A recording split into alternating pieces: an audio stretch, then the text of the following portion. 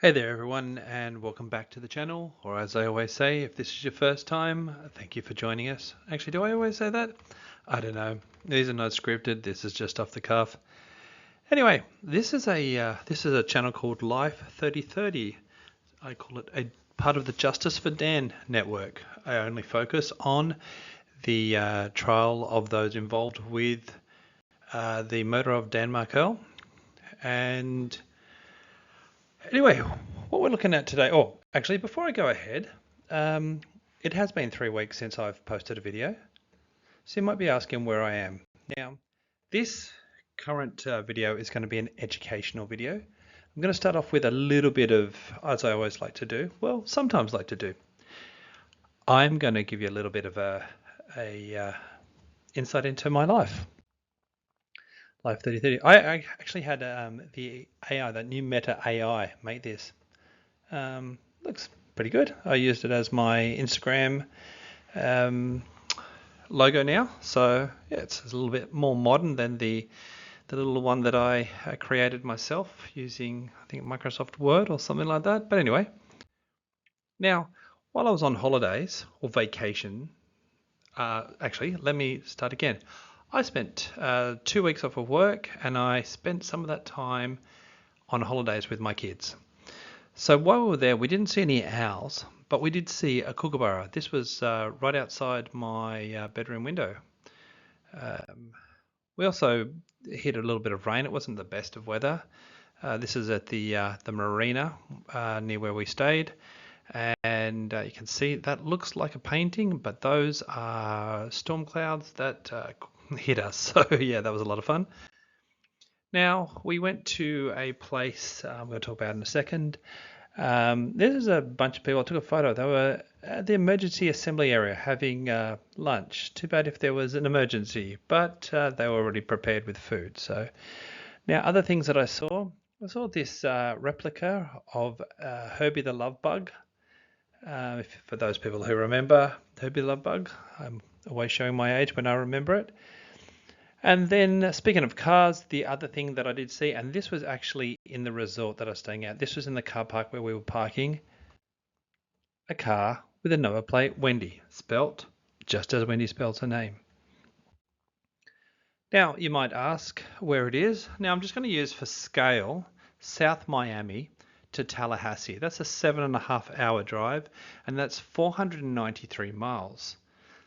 I should have done the math on this and worked out, because when I put my own map, Sydney to Coffs Harbour is 5.5 hours. So that's 7.5 hour drive versus a 3.5 hour drive.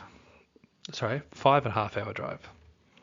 Now, Coffs Harbour is famous for a thing called the Big Banana. This is just a photo that I took from the internet.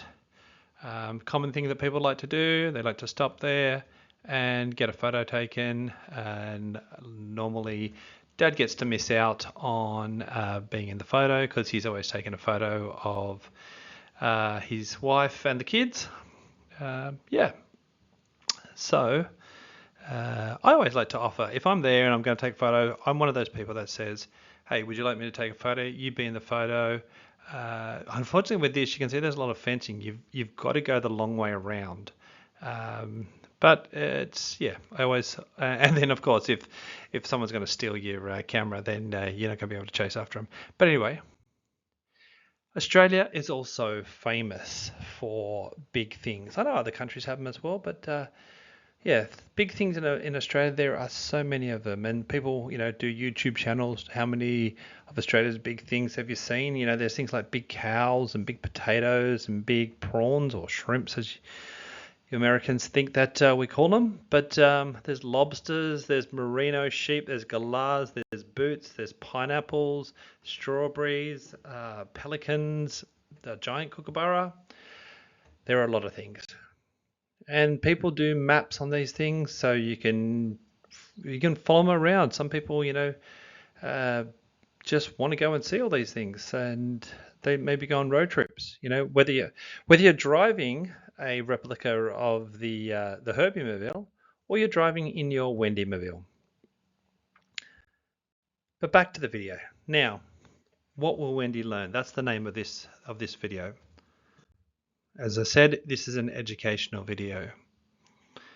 Now, this is Charlie Adelson. Now, I know you're asking, ooh, that's a strange photo for you to be showing. Why aren't you showing a photo where he's like this, where he learned how dumb his defense theory was? Or this photo where he learned that he was found guilty? Or maybe this photo here where he learned what his sentence would be? But no, the reason why I've used this one is because in the case of his trial, he was an educator. That's what he was. He was like a professor. Excuse me, Wendi, eyes front. Front, please. You need to sit still while you're in class. Mr. Adelson. Mr. Adelson has got some news to tell you. What's he written on the board? My ex-girlfriend's baby daddy killed my former brother-in-law's husband, and then my ex-girlfriend blackmailed me. What? Yes, Wendi's learning something. Actually, it was the substitute teacher, Mr. Rashbaum, who passed on that Mr. Adelson said that his ex-girlfriend's baby daddy killed his former brother-in-law, and then his ex-girlfriend blackmailed him. What? Again? Yes, this is crazy, isn't it, Wendi? Look at you, all smug, sitting there in your classroom, learning all these new facts. Anyway, I'm going to be doing the role. I'm not going to play some videos because I've had a busy couple of weeks and I haven't done some editing, so I've done this instead. Now I'll be playing the role of both Georgia Kappelman and Wendi Adelson for the next few slides. Georgia Kappelman asked, when did you learn that Catherine McBanua was blackmailing your brother for the murder of your ex-husband? And Wendi said, today. Georgia Kappelman says, so he never told you? No. What? This is crazy. Georgia Kappelman also said, do you know who all was involved with the murder? That's an interesting, it's a rather, I guess, Floridian way of saying it. Do you know who all was involved? That's what she says. Do you know who all was involved in the murder? And Wendi Adelson says, well, I learned today, but at the time, no. What? Yet again. Wendi Adelson, it's not my family. I mean, someone hired him, right? Not necessarily, said Wendi. Georgia Kappelman then said, somebody paid him. Wendi Adelson said, I learned something this morning. And Georgia Kappelman said, yeah, me too. And she had a chuckle to herself. No objection in that one, because that was a funny segment. But what will Wendi learn this time? Now, this time she's going to be, she's going to be back in the courtroom for the trial of her mum, Donna, as appearing here on Wheel of Fortune when she discovered, when she correctly said mischief maker. So what is this mischief maker? What do we remember about her? Now before she was the on Wheel of Fortune and she was the family woman, she was the domestic coordinator. Oh, I can't do the accent. She was a teacher. She was a teacher herself. She was a legitimate teacher. Was she an angry type of teacher that would scare the class? Yes, and I created this on an AI. Sorry, I've been using a little bit of that, just mucking around with that at the moment. But yeah, was she an angry teacher? Well, we know that she does have a little bit of anger in the courtroom. I don't think she's going to be like a Miss Trunchbull, though. I think she's going to be like Miss Honey. Here we go. This is Donna Adelson, the friendly teacher. So what will Wendi learn from her this time? There's Wendi, sitting in the classroom, all poised, waiting to hear the news. Mrs. Adelson's going to say, I am the victim of triple extortion. Look at that, with a little smile and, you know, funny little things she'd tell the class. Hey kids, how was your weekend? Good, good. Yeah, well, I was a victim of triple extortion. What? Now, Georgia Kappelman, you know she's going to ask the question. She's going to ask this question. You didn't find out when you were hanging out in the apartment where you moved into with your parents down in South Miami? And you didn't find out when you had your family gatherings with your mum and your dad and your brother? You didn't find out when the bump occurred?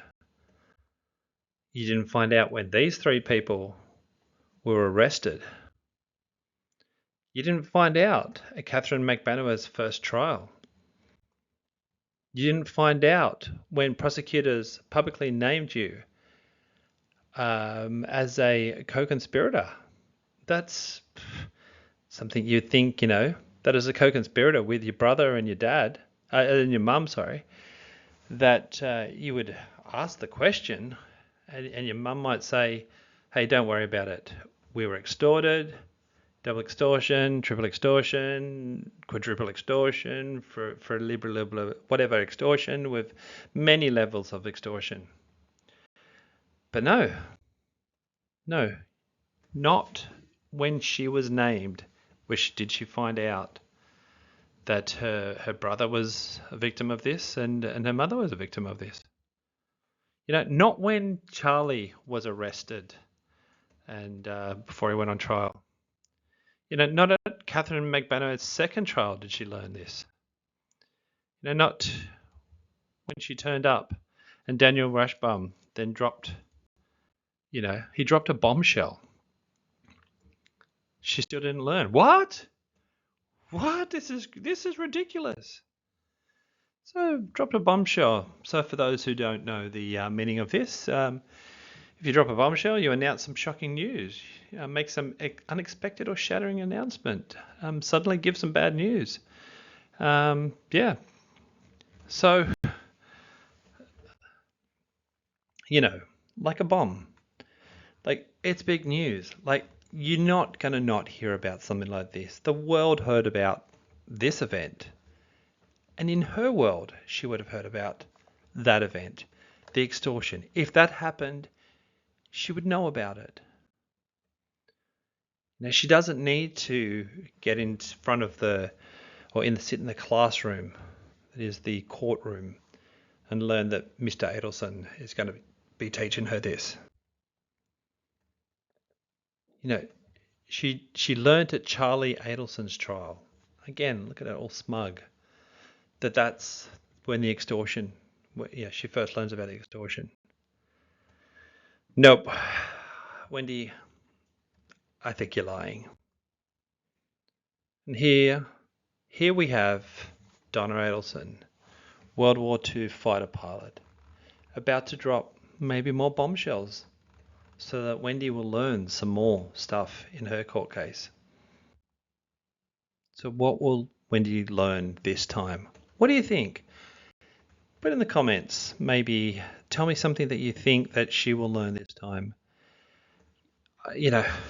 It's crazy to think that although she always claims that, she was advised not to talk to her family, I still got to ask the question. For the first 2 years, between the murder and the first arrest, between the murder and when the news started coming out, all of that, surely if these things happened as Charlie claimed and as Donna's going to claim, the way that they talk and the way that and as much as they talk with Wendi and with her being right on their doorstep, they would have to have said if it happened. But of course we know that it didn't happen. So tell me again in the comments, let me know, what do you think? What is Wendi going to learn this time? What is the bombshell that's going to be dropped?